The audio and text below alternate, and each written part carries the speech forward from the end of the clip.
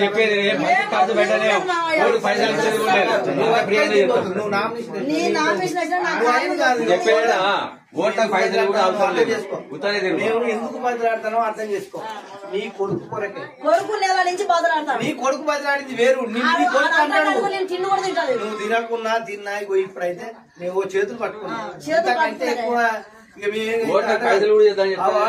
మేము చేస్తాం గాని నువ్వు అంటేనే ఇగో నువ్వు ఓకే చెప్పాలి. ఇంతమంది చెప్పాలి అంతే. తప్పుల విషయం మేము మనిషి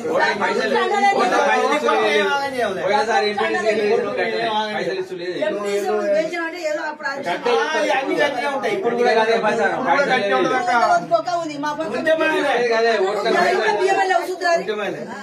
గదే ప్రచారం చేస్తాం మేము. అందరు పైసలు గదే ప్రచారం చేస్తాం.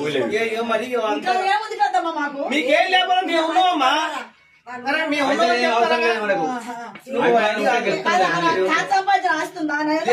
లేదు ఆయన మంచిగా ఉన్నాడు. ఆయనే ఉన్నాడు అట్లా. పైసలు ఏమన్నా గిదే గిట్నే బదిలాడుకున్నావు కాదు. అమ్మా నిన్నేం ఆగం కావాలని మేము కోరుకోవమ్మా. అర్థమైందా? మా సాధ్యమైనంత మేము కూడా పోరాడతాం.